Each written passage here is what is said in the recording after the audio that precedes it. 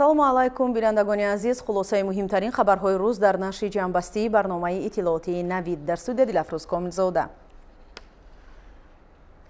вакилони маҷлиси намояндагони маҷлиси олии ҷумҳурии Тоҷикистон дар ҷаласаи навбатии иҷлосияи дуюми маҷлиси намояндагони маҷлиси олии ҷумҳурии Тоҷикистон даъвати шашум ки имруз таҳти раёсати раиси маҷлиси намояндагони маҷлиси олии ҷумҳурии Тоҷикистон Маҳмад Тоир Зокирзода баргузор гардид, лоиҳаи қонуни конститутсионии ҷумҳурии Тоҷикистон оид ба ворид намудани тағйири иловаҳо ба қонуни конститутсионии ҷумҳурии Тоҷикистон дар бораи маҷлиси олии ҷумҳурии Тоҷикистон, лоиҳаи қонуни конститутсионии ҷумҳурии Тоҷикистон оид ба ворид намудани тағйири иловаҳо ба қонуни конститутсионии ҷумҳурии Тоҷикистон дар бораи вазъи ҳуқуқи узви маҷлиси миллӣ ва вакили маҷлиси намояндагони маҷлиси олии ҷумҳурии Тоҷикистон, лоиҳаи қонуни конститутсионии ҷумҳурии Тоҷикистон дар бораи ворид намудани тағйири иловаҳо ба қонуни конститутсионии ҷумҳурии Тоҷикистон дар бораи мақомоти маҳаллии ҳокимияти давлатӣ, лоиҳаи қонуни ҷумҳурии Тоҷикистон оид ба ворид намудани тағйири иловаҳо ба қонуни ҷумҳурии Тоҷикистон дар бораи фаъолияти аудиторӣ, дар бораи додани ризоият ба пешниҳоди ҳукумати ҷумҳурии Тоҷикистон оид ба ворид намудани тағйири иловаҳо ба қарори ҳукумати ҷумҳурии Тоҷикистон аз 12 декабри соли 2016 дар бораи ба муомилот баровардани коғазҳои қиматноки давлатии ҷумҳурии Тоҷикистон ҷиҳати сармоякунонии бонкҳоро мавриди баррасӣ қарор доданд. масъалаҳои мазкурро ба вакилони мардумӣ, масъулони соҳавӣ муаррифӣ намуда аз рӯи ҳамаи масъалаҳои муҳокима гардида қарорҳои дахлдор қабул карда шуд.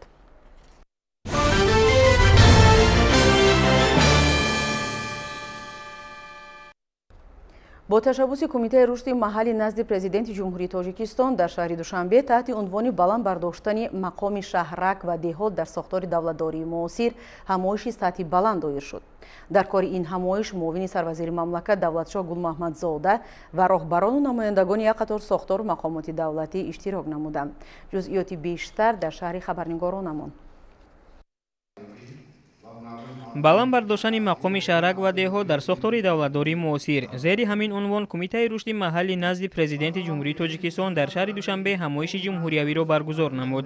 дар оғози чорабинӣ Гулмаҳмадзода Давлатшоҳ Қурбоналӣ муовини сарвазири мамлакат баромад намуда баланд бардоштани мақоми шаҳрак ва деҳотро дар сохтори давлатдории муосир заминаи хубе дар самти беҳтар намудани инфрасохтор ва таъмини зиндагии шоиста ба 8 миллиону 403 ҳазор аҳолии шаҳраку деҳоти ҷумҳурӣ муҳим арзёбӣ кард. ҳамчунин муовини сарвазир илова намуд ки идоракуни маҳал яке аз падидаҳои калидии сиёсати давлатӣ буда нақши он дар амалишавии сиёсати умумии давлатӣ муассир мебошад. ҳамин гуна дар идомаи чорабинӣ роҷеъ ба тақвият бахшидан ба ташаккули худидоракунии маҳаллӣ ва ҳалли мушкилоти ҷой дошта дар ин самт мубодилаи афкор сурат гирифт. бо мақсади баланд бардоштани мақоми шаҳрак ва деҳот ва дар сохтори давлатдории муосир имруз аз ҷониби кумитаи рушди маҳаллӣ назди президенти ҷумҳурии Тоҷикистон дар мувофиқат бо дастгоҳи иҷроии президенти ҷумҳурии Тоҷикистон конференсияи ҷумҳуриявӣ баргузор гардид. чунон огаҳӣ дорем дар кишвар 430 адад мақомоти худидоракунии шаҳрак ва деҳот фаъолият намуда истодаанд ки ва низоми ягонаи фаъолият онҳоро таъмин намудан бо ин мақсад ин конференсия баргузор гардид. дар ин конференсия намояндагони вазорати идораҳо, намояндагони мақомоти маҳаллии ҳокимияти давлатӣ иштирок доранд ва ман фикр мекунам ки баргузории чунин конференсия дар пешрафти фаъолияти сохтори худидоракунии шаҳрак ва деҳот бениҳоят мусоидат мекунад ва дар ин раванд мо комёб хоҳем шуд. такмили низоми идоракунии маҳаллӣ заминаи баланд бардоштани мақоми шаҳрак ва деҳот дар сохтори давлатдории муосир мавзӯи дигаре буд ки Қосим роҳбар раиси кумитаи рушди маҳаллӣ назди президенти ҷумҳурии Тоҷикистон дар доираи ин ҳамоиш мавриди таҳлилу баррасӣ қарор дод. қайд шуд ки масъалаҳои такмили идоракунии маҳаллӣ вобаста ба ташаккули худидоракунии маҳаллӣ ва амалигардонии он аз фароҳам овардани шароитҳои ташкилӣ, ҳуқуқӣ, иқтисодию молиявӣ, кадрӣ, иттилоотӣ барои иҷрои функсияҳои мақомоти худидоракунии шаҳрак ва деҳот зарур аст. вобаста ба мавзӯи мавриди назар аз ҷониби иштирокчиён дар мавзӯъҳои нақши қонуният дар баланд бардоштани мақоми шаҳрак ва деҳот дар сохтори давлатдории муосир, афзалият ва самтҳои умумии сиёсати давлатӣ дар давом додани ислоҳоти сохтори идоракунии маҳаллӣ мувофиқи стратегияи миллии ҷумҳурии Тоҷикистон барои давраи то соли 2030 ҷамъ бо ин 10 маъруза қироат карда шуд.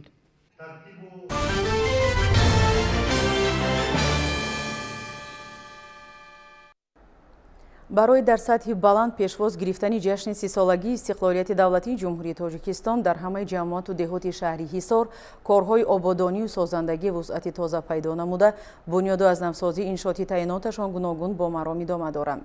дар ҷамоати деҳоти сомони шаҳри Ҳисор низ корҳои ободонию созандагӣ, таъмиру таҷдид ва сохтмони иншооти таъиноташон гуногун дар назар дошта шудааст ва дастандаркорон саъй доранд ки то ҷашни 30-солагии истиқлолияти давлатӣ нақшаҳои худро амалӣ созанд. ҳамкоронамон Хуршед Ҳалимов ва Тоҳир Сулаймонов дар ҳамин бора гузориш медиҳанд. бахшта ба 30-солагии истиқлолияти давлатии ҷумҳурии Тоҷикистон дар ҷамоати деҳоти сомони шаҳри Ҳисор 138 адад иншооти таъиноташон гуногун ба нақша гирифта шуда, то имрӯз 87 он аз ҷумла майдончаҳои варзишӣ, дӯконҳои хизматӣ маишӣ аз ҷониби соҳибкорони ватандӯсту ободкори маҳаллӣ мавриди баҳрабардорӣ қарор гирифт.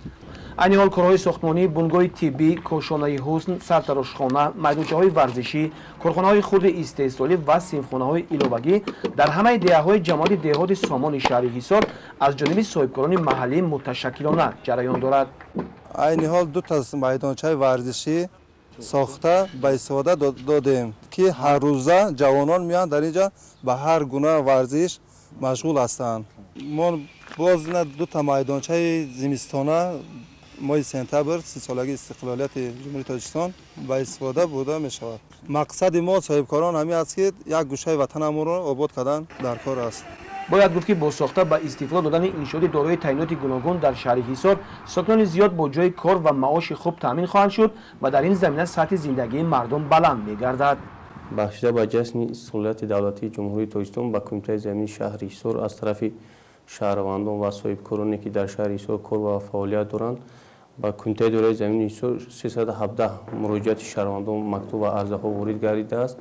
аз 317 муроҷиати шаҳрвандон мо 205 адади онро ба рӯи қарори раиси шаҳр ба ҳисоби заминсозӣ парвандаҳои заминсозӣ омода карда шуда ва пешниҳод ба қарори раиси шаҳр омода карда пешниҳод кардем. аз нисбати 105 ададе ки аз ҳисоби заминҳои кишоварзӣ муроҷиат карданд, тибқи салоҳияти ҳукумати ҷумҳурии Тоҷикистон ҳастад, се намуди заминҳои кишоварзӣ ҳастанд, заминҳои корами лалмии обӣ ва заминҳои чарогоҳ. мо тибқи нақшабандӣ карда ба ҳукумати ҷумҳурӣ пешниҳод кардем. аз тарафи ҷашни 30-солагии истиқлолияти давлатии ҷумҳурии Тоҷикистон чӣ сохтмонҳое ки чӣ иншоотҳое ки аз тарафи кумитаи дораи замини шаҳри Ҳисор фаъолият доранд, тааллуқ доранд, мо нисбати инҳо корҳои фаҳмондагӣ ва ёрдамӣ ва ҳуҷҷатгузорӣ карда истодем.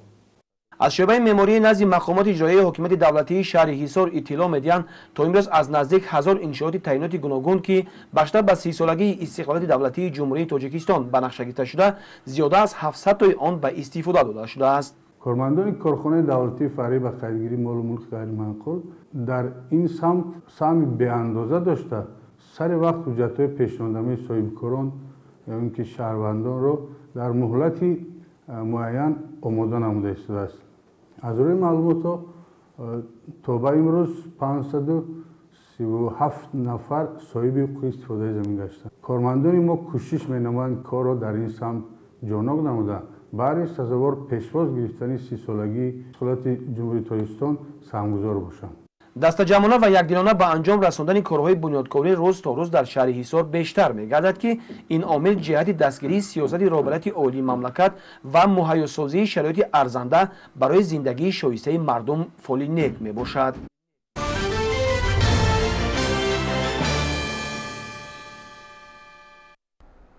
масъалаи саривақт пардохт нашудани ҳаққи истифодаи барқ аз тарафи сокинон ва дигар барқистифодабарандагон аз проблемаҳои умдаи соҳа ба ҳисоб меравад.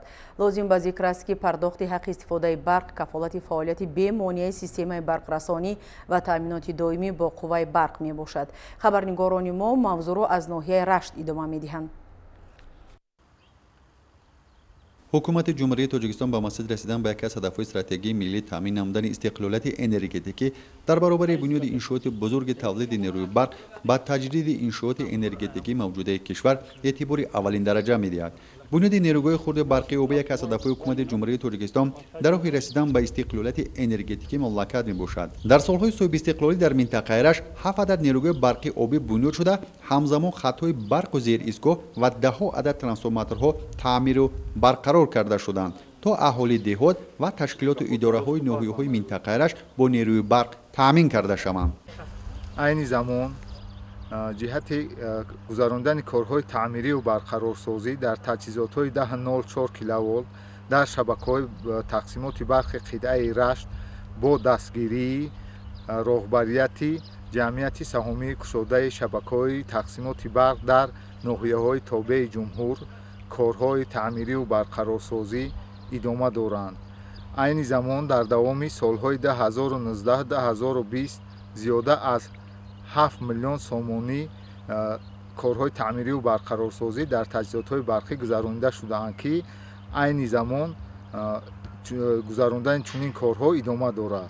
бо мақсади фаъолияти мӯътадили муассисаҳои таълимию тандурустӣ, фарҳанг, корхонаҳо ва аҳолии ноҳияҳои Рашт, Тоҷикобод, Лахш, Нуробод ва Сангвор дар як шабонарӯз 614 000 киловаттсоат нерӯи барқ дода мешавад, ки барои таъмини соҳаи хоҷагии халқи минтақа пурра басанда мебошад.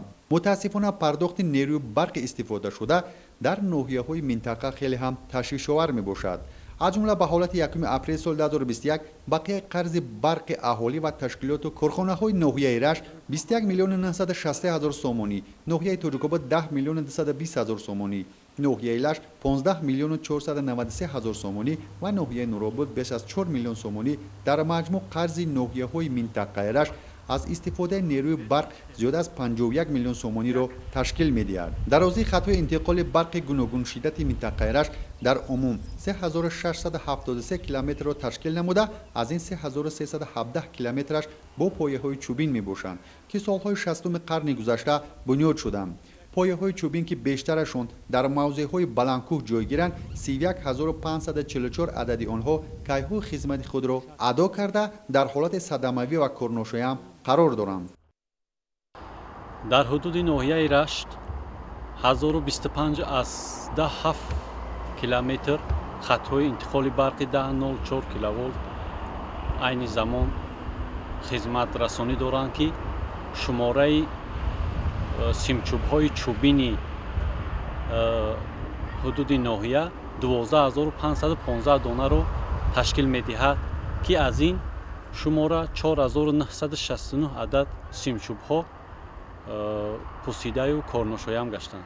бо мақсади рафъи мушкилоти мавҷуда барои саривақт пардохт намудани бақия истифодашуда ва кам кардани бақияи қарз дар ноҳияҳои Рашт, Тоҷикобод, Лахш ва Нуробод ниҳодҳои дахлдори соҳаро зарур аст, ки камари ҳиммат баста маблағи барқро саривақт пардохт намоянд, то қисматҳои таъмирталаби хатҳои интиқоли барқ саривақт таъмир карда шаванд.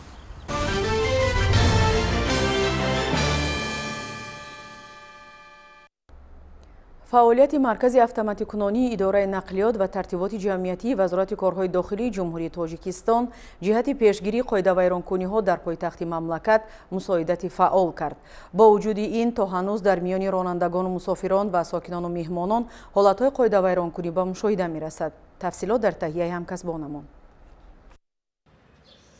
маркази автоматикунонии шаҳри бехатар аз ибтидои соли равон то инҷониб оид ба 1 миллиону 692 749 далели қоидавайронкуниҳои ҳаракат дар роҳ амрномаҳои ҷаримаашон таъиншударо ба иҷро расонида. масъулини ин марказ мегӯянд, ҳарчанд аксар соҳибони воситаҳои нақлиёт маблағи қоидавайронкуниҳои худро пардохт мекунанд, вале шумораи содиршавии қоидавайронкуниҳо коҳиш наёфтааст.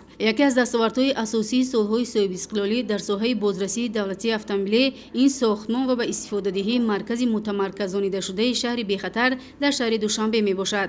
аз таҳлилҳои коршиносони соҳа бармеояд, ки тӯли фаъолияти маркази номбурда сатҳи садаманокӣ ва дигар қоидавайронкуниҳо дар роҳҳои пойтахт қариб ки 50% кам гардида, рух додани ҳама гуна ҳодисаҳои роҳу нақлиёт сари вақт ошкор карда мешаванд. маркази шаҳри бехатар имруз бо навтарин технологияи муосири назорат дар роҳҳо, ҷойҳои ҷамъиятӣ тазиёнида шуда, кормандони он дар муҳлати кӯтоҳтарин ва сари вақт метавонанд ҳар гуна қоидавайронкунӣ ва садамаҳои автомобилро муайян ва ошкор намоянд. маркази шаҳри бехатар, ки зиёда аз 7 сол боз фаъолият менамояд ва дар марказ кормандону операторон дар 3 баст 24 соат пойтахтамон дар таҳти назорат мебошад. нақши маркази шаҳри бехатар имрӯз дар ғановати буҷаи кишвар низ назаррас мебошад. таҷрибаи ҷаҳони муосир нишон медиҳад, ки имрӯз дар тамоми мамолики тараққикардаи олам асосан аз камераҳои назоратӣ истифода намуда ҳама гуна камбудиҳои ҷомеаро сари вақт ошкор менамоянд ва ин таҷриба гузоштани камераҳои назоратӣ тӯли چند سال اخیر در کشور ما نیز راهاندازی می‌گردد که این عمل نیک ثمره نظر است به بار آورد. عین حال در تمام جایهای جمعیتی و باغ‌های استراحتی و فراغتی پایتخت چنین کامراها نصب گردیده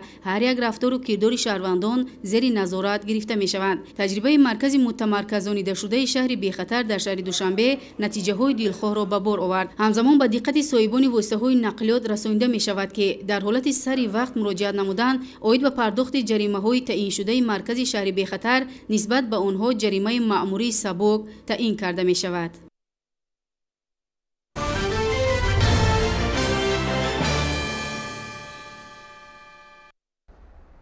با نظرداشت خوف و خطرهای مرگاور مواди نشئه‌دار کارمندان агентии назорати маводи нашъаовари назди президенти ҷумҳурии тоҷикистон мубориза ро алайҳи ин зуҳуроти номатлуб тақвият бахшида истоданд. гузориши ҳамкорони мо дар ин мавзӯъ. имрӯз дар кишвари мо оид ба мубориза бар зидди муомилоти ғайриқонунии маводи мухадир ки яке аз проблемаҳои муҳими ҷомеаи ҷаҳонӣ ба ҳисоб меравад, тамоми заминаҳои меъёрии ҳуқуқӣ ва ташкилӣ фароҳам оварда шудааст. ошкор ва мусодираи боз як ҳолати интиқол ва фурӯши маводи нашъаовари навъи героин далели натиҷа ва кӯшишҳои пайгиронаи кормандони агентии назорати маводи нашъаовари назди президенти ҷумҳурии тоҷикистон мебошад. чунончи санаи 21 майи соли 2021 дар натиҷаи гузаронидани чорабиниҳои оперативи ҷустуҷӯӣ аз ҷониби кормандони агентӣ дар назди фурудгоҳи байналмилалии вилояти суғд шаҳрванд маҳмудов масрур раҳматович соли таваллудаш 1982 истиқоматкунандаи шаҳри душанбе, кӯчаи қаҳоров, миллаташ тоҷик, маълумоташ олӣ, оиладор, соҳиби 4 фарзанд, муваққатан бекор бо гумони даст доштан ба муомилоти ғайриқонунии маводи нашъадор боздошт гардид. ҳангоми кофтукови шахсӣ муайян карда шуд ки дар дохили ҷомадони бо худдоштаи маҳмудов масрур махфигоҳи махсусе ба таври устокорона сохта шуда дар дохили он як адад бастаи селофани скотчпечи бӯи махсус дошта ҷойгир карда шудааст. ҳамчунин аз киссаи рости шими дар тани маҳмудов масрур буда як адад бастачаи селофанӣ дорои маводи кулухчамонанди зардчатоби бӯи махсус дошта дарёфт гардид. муайян карда шуд ки маводҳои аз маҳмудов масрур мусодира гардида воситаи нашъадори навъи героин буда вазни умумии он 3 килограмму 860 граммро ташкил менамояд. дар рафти пурсиш маҳмудов масрур иқрор гардид ки мехост маводҳои нашъадорро тавассути хатсайри ҳавоии душанбе хуҷанд москва бо мақсади фурӯш интиқол диҳад. оид ба ҳолати мазкур нисбати шаҳрванд маҳмудов масрур раҳматович бо моддаи 200 қисми 4 кодекси ҷиноятии ҷумҳурии тоҷикистон парвандаи ҷиноятӣ оғоз гардида тафтишоти пешакӣ идома дорад.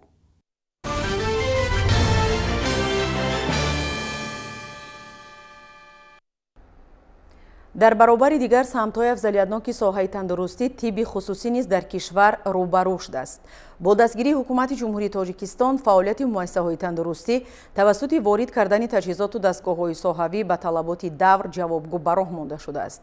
маҷмӯаи тиббӣ ва ташхисии суман воқеъ дар шаҳри Бохтари вилояти Хатлон ҳамчун меваи даврони соҳибистиқлолӣ аз ҷиҳати базаи моддиву техникӣ ҷойи намоёнеро ишғол мекунад. Қурбонали Қурбонов ва Абдурозиқ Маҳмадшоев дар ҳамин мавзӯъ иттилои бештар доранд. имрӯзҳо дар баробари рушду тараққӣ ёфтани муассисаҳои тандурустии давлатӣ сол то сол бо ташаббусу дастгириҳои роҳбарияти олии мамлакат ва саҳми соҳибкорони ватанӣ шумораи марказҳои хизматрасонии тибби хусусӣ, ташхисию табобатӣ рӯ ба афзоиш ниҳода дастрасии сокинон ба хизматрасониҳои баландсифат бештар мегардад. дар ин радиф метавон фаъолияти пурсамари маҷмӯаи тиббӣ ва хизматрасонии суманро мисол овард ки ҳанӯз аз соли 2018 баробаре ба фаъолият шурӯъ намудан то андозаи ташвиши мардум камтар гардид. то воридоти чунин дастгоҳҳои муосир мо шахсоне ки ба мо муроҷиат мекарданд мо он шахсонро ба Душанбе ба ҷои дурдаст равон мекардем ва он шахсон рафта дар он ҷоҳо ташхисҳои лозимиро мекарданд. марамат карда гузаред. духтур шуморо интизор. саломат бошед. то соли 2009 дар маркази маъмурии вилояти Хатлон шаҳри Бохтар умуман ягон дастгоҳи томографияи компютерӣ вуҷуд надошт, на дар муассисаҳои тиббии давлатӣ, на дар марказҳои ташхисию табобатии хусусӣ. хурсандибахш ҳам ҳаст ки дар ин шабу рӯз аллакай 3 адад чунин дастгоҳҳои ҷадиди томография ворид ба насб гардидааст ки як адади он дар маркази хизматрасонӣ ва тиббии Суман ҷиҳозонида шуда баҳри муайян намудани намуди бемории маризон аз он мутахассисони соҳибкасб фаровон истифода мебаранд.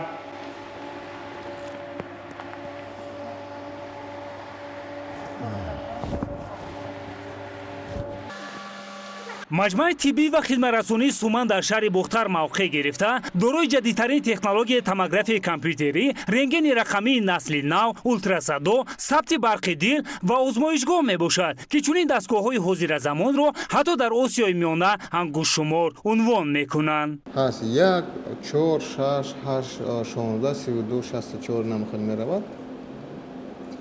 аймо 32 срезада 32 буриш хати беҳтар чанд қадар буриш баланд бошад ҳама қадар зарарнокунами радиатсия кам мешавад беморба. дар Тоҷикистон ҳозир таҷрибиёти мо фақат як тамин шаҳри Бохтарда именно ҳамин аппарат дига ҷода нест. дига намуд мисол Siemens, Toshiba ио ҳаст, мо нест, фақат Тоҷикистонда. хеле гӯем Осияи миёнада фақат ҳамин Тоҷикистон дар шаҳри Бохтар аст. бо таъсис ёфтани маҷмӯи ташхисию табобатӣ аз як тараф 11 нафар мутахассисони баландпояи маҳаллӣ соҳиби ҷойи кори муносиб гардида бошанд, аз ҷониби дигар саргардониҳои мардум то андозае камтар гардид, зеро барои муайян намудани аксар бемориҳо сокинон маҷбур буданд бо сарфи маблағҳои зиёд дари чандин муассисаҳои тиббии дигар вилояту шаҳрҳои дурдастро бикӯбанд то ҳоҷати худро бароварда созанд. Томография компютери мода набуд, Душанбе мерафтем. Солҳои 2006, 2005, 2001 Тошкан мерафтем, уҷо рафта бо равнавбат меистодан. Я ҳафта, 2 ҳафта ҳамҷода хоб мерафтем. Давлат хидматдорӣ овардем, то пайваст кардем. хеле мардумда осон шуд. дар маҷмӯи тиббии хидматрасонии Суман ҳамчунин бо ҷалби табибони касбӣ бемориҳои сутунмоҳира низ табобат карда мешавад. дар ин ҷо духтурони корозмуда бештар ба тибби халқӣ афзалият дода, бе истифодаи маводҳои доруворӣ ва ҷарроҳӣ танҳо бо усули маҳси дастӣ маризии бисёриҳоро дармон бахшиданд. ҳаракат додан бо усули панҷа, яъне ҷобаҷо кардани устухонҳо бо усули маҳси нуқтавӣ ки ҳаракаташ ба даст иҷро мешавад. мо бо ин гуна усул ба беморон табобат мекунем. Якам курс лечения хай соз нашидам, вазбин будам, дардам беҳад зиёд буд. Дим курс лечения омадам, дар давоми 8-9 рӯз ба по хестам раҳ мегаштам. бо назардошти рушди технология ва пешрафти илм дар соҳаи тандурустии кишвар марҳила ба марҳила фаъолияти ин маҷмӯа фарохтар гардида, сафи мутахассисони варзида афзун ва воридоти дигар дастгоҳҳои ҷадиди ташхисию табобатӣ дар назар дошта шудааст.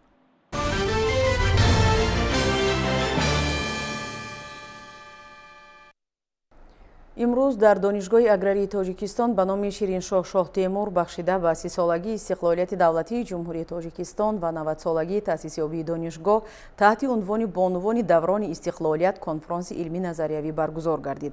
дар кори ҷамъ омад устодону донишҷӯён ва намояндагони кумитаи идораҳои давлатӣ иштирок намуда вобаста ба мавзӯи мавриди назар ибрози андеша карданд. гузориши ҳамкоронамон дар ин хусус. ҳукумати ҷумҳурии Тоҷикистон барои беҳдошти ҳаёти занону бонувон, ҷалби онҳо ба корҳои ҷамъиятӣ ва фаъолгардонии мавқеъи онҳо дар ҷомеа тадбирҳои зарурӣ андешида нисбат ба занон ғамхории ҳамаҷониба зоҳир менамояд. ин нуқта зимни ҳамоише ки бо донишҷӯёни донишгоҳи аграрии Тоҷикистон доир шуд иброз гардид. тазаккур дода шуд ки маҳз бо талошу дастгириҳо ва таваҷҷӯҳи бевоситаи роҳбарияти давлат дар давоми 30 соли соҳибистиқлолии кишвар занони мамлакат тавассути сиёсати пешгирифтаи давлату ҳукумати ҷумҳурии Тоҷикистон қадам ба сӯи созандагию ободкорӣ гузошта барои пешрафти ҷомеа, беҳдошти вазъи иҷтимоӣ ва рушди иқтисодиёти миллӣ саҳми арзанда мегузоранд. ва ҳамин аст ки имрӯз ягон соҳаеро бе фаъолияти зан-модар тасаввур кардан ғайриимкон аст. зимни вохӯрӣ иштирокчиён иброз доштанд ки ҳукумати мамлакат дар самти маърифатнок намудани занону духтарон дар ҷомеа тадбирҳои зарурӣ ва саривақтӣ меандешад.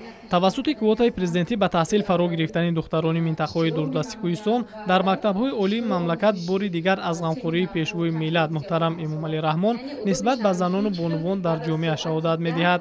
ҳамчунин дар тадбири мазкур мавзӯъҳои мухталифи самтҳои фаъолияти занону бонувон саҳми онҳо дар рушди иқтисодиву иҷтимоӣ мавриди баррасӣ қарор гирифт. қайд гардид ки дар даврони истиқлолият ба хотири ҳифзи манфиатҳои занону бонувон беш аз 20 ҳуҷҷати муҳими давлатӣ қабул карда шудааст ки ин барои боз ҳам устувор намудани мақоми зан дар ҷомеа созгор мебошад. дар ҷавомат нутиқон таваҷҷӯҳи иштирокчиёнро нисбат ба масъалаи ба амалҳои ношоиста даст задани бархи ҷавонон ҷалб карда, перомони афзалияти татбиқи бечунучарои қонуни ҷумҳурии Тоҷикистон дар бораи масъулияти падару модар дар таълиму тарбияи фарзанд андешаронӣ намуданд. дар рӯҳияи ватандӯстию хештаншиносӣ тарбият кардани наврасону ҷавонон меҳвари ин ҳамоиш буд.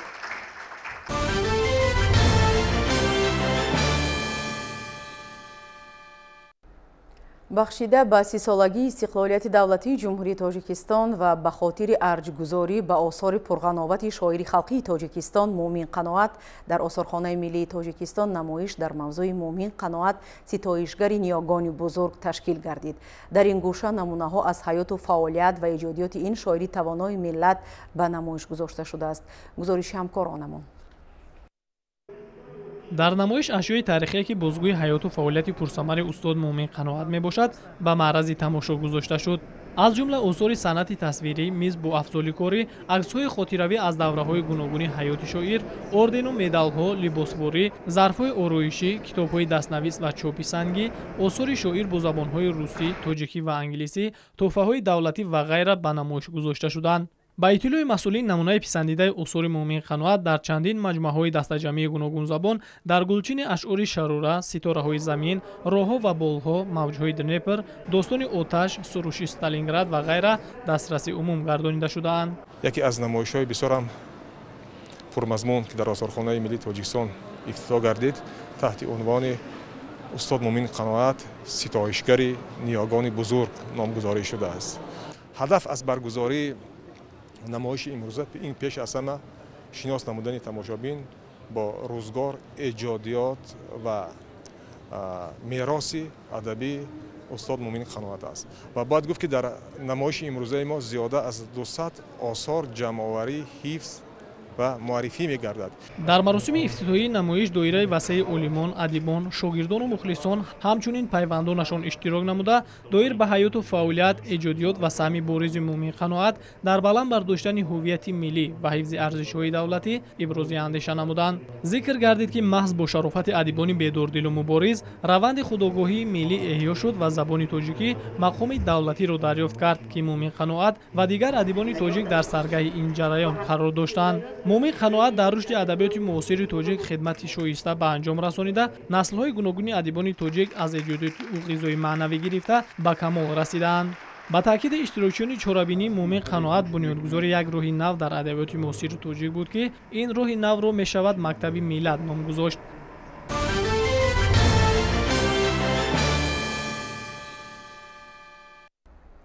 озмуни ҷумҳуриявии Тоҷикистон ватани азизи ман инак соли сеюм аст ки дар мамлакат доир мегардаду соҳибистеъдодҳо дар риштаи мусиқии касбӣ муаррифӣ мешаванд. дар даври ноҳиявии ин озмун ки дар филармонияи давлатии ҷумҳурии Тоҷикистон баргузор гардид, иштирокчиён аз ноҳияи Синои пойтахт баромад намуда ҳунару малакаи худро пешкаши ҳакамон карданд. Тоҷикистон ватани азизи ман ҳамин озмун аз ҷумлаи муҳимтарин рӯйдодҳои фарҳангии соли гузашта буд ки мутобиқи амри президенти ҷумҳурии Тоҷикистон доир гардида истеъдодҳои нави соҳаи санъатро рӯи саҳна овард. бо назардошти натиҷабахш будани ин тадбири фарҳангӣ пешвои миллат муҳтарам Эмомалӣ Раҳмон дар паёми солонаи худ ба Маҷлиси олии мамлакат пешниҳод намуданд ки озмуни ҷумҳуриявии Тоҷикистон ватани азизи ман ҳар сол баргузор карда шавад. инак соли сеюм аст ки ин озмун таҷлил мегардаду соҳибистеъдодҳо дар риштаи мусиқии касбӣ муаррифӣ мегарданд. дар даври ноҳиявии ин озмун ки дар филармонияи давлатии ҷумҳурии Тоҷикистон баргузор гардид, иштирокчиён аз ноҳияи Синои пойтахт баромад намуда ҳунару малакаи худро пешкаши ҳакамон намуданд. дар даври ноҳиявии озмуни мазкур аз 200 нафар довталабоне ки дар даври ташкилоти муассисаҳо фаъолона иштирок намуданд, 93 нафар дар даври ноҳиявӣ роҳхат гирифта иштирок доранд ва ман умедворам ки миёни ин иштирокчиён бо истеъдодҳо ҳастанд ва пайдо мегарданд ки дар оянда дар самти дар рушди фарҳанги соҳаи фарҳанги Тоҷикистон саҳми арзанда мегузоранд. дар даври ноҳиявии озмун 93 нафар шеъраҳои нав дар 3 номинатсия композиторӣ, сарояндагӣ ва навозандагӣ дар жанрҳои академии анъанавӣ ва эстирадӣ суруду оҳангҳои нави хешро дар мавзӯъҳои ватану ватандорӣ иҷро намуданд. озмуни ҷумҳуриявии Тоҷикистон ватани азизи ман бахшида ба 30-солагии истиқлолияти давлатии ҷумҳурии Тоҷикистон ва дар доираи сиёсати фарҳангпарваронаи пешвои миллат роҳандозӣ гардидааст, ки дар он ҳунару истеъдоди ҷавонон наврасон санҷида шуда, баргузории он аз ҷониби ҳунармандону донандагони соҳа назорат ва доварӣ мегардад. даври ноҳиявии озмуни ҷумҳуриявии Тоҷикистон ватани азизи ман дар пойтахти кишвар шаҳри Душанбе давоми чанд рӯз идома хоҳад кард ва ба кори соҳибистеъдодон ҳунармандони касбӣ баҳо хоҳанд дод.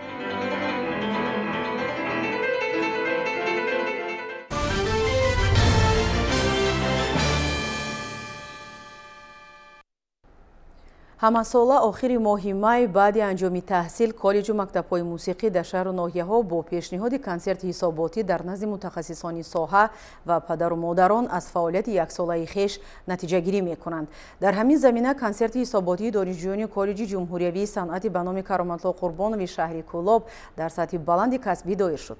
ҳамкоронам Ширинҷон Сафарзода ва Сайфиддин Исмоилов дар ҳамин бора ҷузъиёти бештар доранд.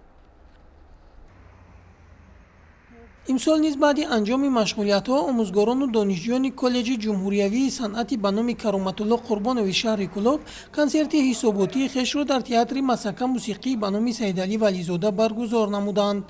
нахуст донишҷӯёни бахши рассомӣ асарҳои эҷоднамудаашонро дар пештоқи бинои театр ба намоиш гузоштанд. дар мусаввараҳои шогирдон табиати зебои диёр, кӯҳу даман, чашмаю обҳои мусаффо ва шахсони таърихӣ тасвир ёфта буданд.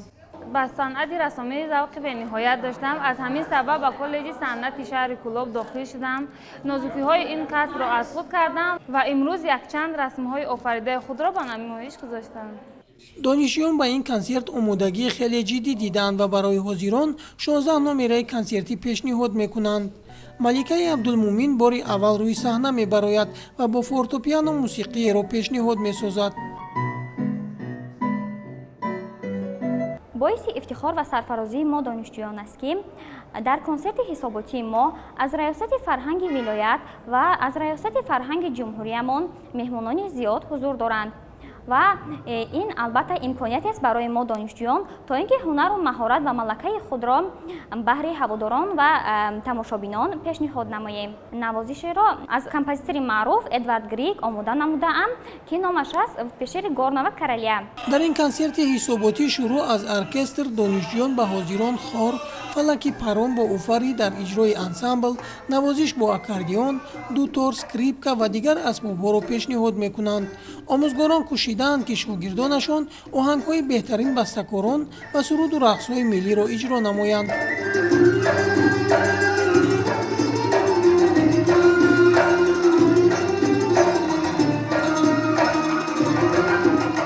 имсол коллеҷи санъати шаҳри Кӯлобро 91 нафар хатмкунанда дар бахшҳои иҷрокунандагии созӣ, фортепиано, дар китобдорӣ, дирижёри хори академикӣ, дирижёри хори халқӣ хатм мекунанд. ва гуфта намонад ки аллакай ин хатмкунандагони мо дар таи муддати 4 соле ки таҳсил кардан соҳибкасб шудагианд. мақсаду вазифаҳои коллеҷи санъати шаҳри Кӯлоб асlan тайёр кардани мутахассисои касбии соҳа мешавад. мо бештар ҳаракат мекунем ки санъати ҳам касбию ҳам миллии худро ривоҷу равнақ диҳем ва дар арсаи байналмилалӣ битавонем فرهنگ و سنت رو نشون دهیم. جهانگیر جلال‌الدین دوامی دانشجویش باری سیوم است که در کنسرت حساباتی اشتراک میکند و الکی در صحنه خود را آزاد حس مینماید. جهانگیر با دوتور نوای شرق را اجرا کرد که از جانب تماشابینان و استادان صنعت با قرصک‌های پرموج قبول کرده شد. من در این کنسرت حساباتی با اسباب دوتار آهنگ قربان قومیان را اجرا کردم و باور دارم که به مهمانان پسند آمد. در آینده نیت دارم که هنر خود را با استادان کار کرده تکمیل دهم و به قله‌های بلند صنعت برسم. استفاده اسباب‌های ضربی خصوصا دایره از جانب دانشجویان در سطح بلند بود.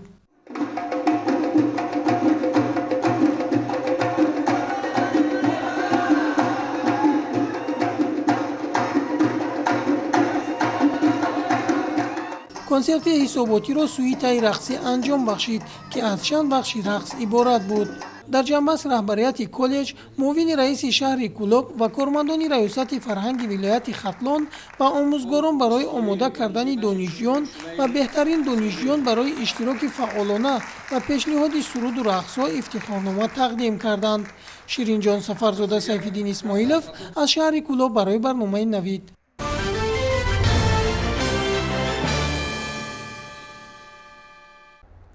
ҳукумати ҷумҳурии Тоҷикистон соҳаи маорифро яке аз бахшҳои афзалиятноки сиёсати худ шуморида, масъулини дахлдор ва мақомоти иҷроияи маҳаллии ҳокимияти давлатӣ барои фароҳамсозии шароити таълимӣ ва ҳунаромӯзии наврасону ҷавонон муваззаф шуданд. бар замми ин, дар ҳаёти имрӯза танҳо донишомӯзии хонандагон дар муассисаҳои таълимӣ кифоя набуда, дар ин баробар талаби замон аст ки бояд ҷавонон дорои касбу ҳунар бошанд. дар муассисаҳои таълимии шаҳру ноҳияҳои вилояти Сӯхт ба ҳамин масъала аҳамияти махсус зоҳир карда мешавад. гузориш дар ин хусус. дар кишвар ба масъалаи ҳунаромӯзии насли ҷавон аз ҷониби роҳбарияти олии кишвар ва дигар мақомоту идораҳои дахлдор диққат ва таваҷҷӯҳи хоса равона карда мешавад. фаъолияти марказҳои таҳсилоти иловагӣ дар самти ба касбу ҳунаромӯзӣ фароҳ гирифтани насли наврас аҳамияти хоса дорад. дар маркази таҳсилоти иловагӣ рақами 1 ноҳияи Бобоҷон Ғафуров 15 адад маҳфилҳо бароҳмонда шуда, дар он беш аз 600 нафар хонандагон ҷалб карда шуданд. баҳри бозам беҳтар намудани сатҳу сифати касбу ҳунаромӯзии насли наврас, муассиса бо ташкилотҳои мухталиф низ ҳамкорӣ намуда истодааст. дар муассисаи таҳсилоти иловагии мо 11 кабинетҳои фаннӣ, яъне 11 кабинетҳо бо тамоми таҷҳизотҳояш барои касбомӯзии хонандагон муҷаҳҳаз гардонида шудааст, ки дар инҷо хонандагон ройгон бе ягон хел мамнуният ба ин маҳфилҳо ҷалб карда шуданд ва онҳо метавонанд аз носигоҳи касби имрӯзае ки барои сатҳи зиндагии худро каме бошад ҳам барои баланд бардоштан саҳм мегузорад, ташкил карда шудааст ва рӯз аз рӯз аъзои маҳфилҳо барои касбомӯзӣ ва баландбардоштани савии дониш аз фанҳои забони англисӣ зиёд гардида истодааст. با آموزش فرا گرفتن نسل نورس در این مؤسسه و شرایط امکانات فراهم آورده شده در آزمایشگاه اینواسیونی امکان فراهم آورد که جوان پسران و جوان دختران لایه‌های مختلف را پیشنهاد نموده صاحب گرانت‌های تشکیلات‌های غیر دولتی گردند. بیش از 3 سال است که من در این محفل اعضا هستم اختراعکاری و در این محفل باز یک چند اسباب دیگر ساختیم. این اسباب ساختگی ما آب تازه کنک، فیلتر که MMC نام دارد و هوا تازه کنک، باز سایت ها ساختیم، سایت ها برای دختران و غیره ها. باز بغیر از این ما با آموزش کامپیوتر مشغول هستیم و باز لایحه های ادالسن کیت، صلاحیت های صلح‌آوری و غیره ها میگذاریم. امروزها در حدود کشور مرکزهای مختلف هنرآموزی نیز فعالیت میبرد که با آن قشرهای مختلف جامعه جلب کرده شدند. فعالیت چنین مرکزها امکان میدهد که ساکنان با مختن کسب و هنرهای گوناگون از یک طرف عنعنه‌های ملی را احیا نمایند و از طرف دیگر با پیشبرد هنرمندی سطح زندگی خویش را بهتر سازند. مرکز هنرآموزی که در جمعیت سرداروی شهر گلستان جایگیر است در این ردیف فعالیت نظر رس دارد. در اینجا استحصال افلاس و ادرس بافی میشد. خدا ما رنگ و بار میکنیم، آب و هاشه همیشه خدا ما میکنیم. در اینجا زیاده از 20 نفر شاگردان وجود دارند، همه روز کار میکنن. در اینجا قراق دوزی و دوختنی لختک ها، بافتنی لختک ها برآمده شده است. در مسئله تعلیمی مرکز تحصیلات لاوگی شهر گلستان نیز امروزها محفل‌های گوناگون هنرآموزی عمل نموده ایستاده است که با آنها جوان پسران و جوان دختران جلب گردیده هنر و عنعنه‌های نیاگان را آموخته ایستادند. اقدام اساسگذاری صلح و وحدت ملی پیشوای ملت محترم امالی رحمان جهت حفظ هنرهای نیاگان در کشور اعلان گردیدن صلح‌های 2019-2021 همچون صلح‌های رشد دهات، سیاحی و هنرهای مردمی باعث شد که چندین هنرهای صلح‌ها باز نفته نیاگانمان رشد نماید و ساکنان کشور به هنر و هنرآموزی بیشتر توجه ظاهر نمایند.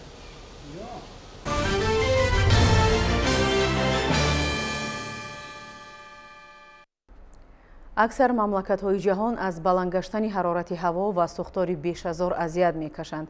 аз ҷумла дар юнон сӯхтор масоҳати 4000 гектар ҷангалзорро ба хокистар табдил додааст. испания дубора ба проблемаи муҳоҷирони ғайриқонунӣ гирифтор шуд. таваҷҷӯҳ кунед ба шарҳи чанд хабар аз хориҷи мамлакат.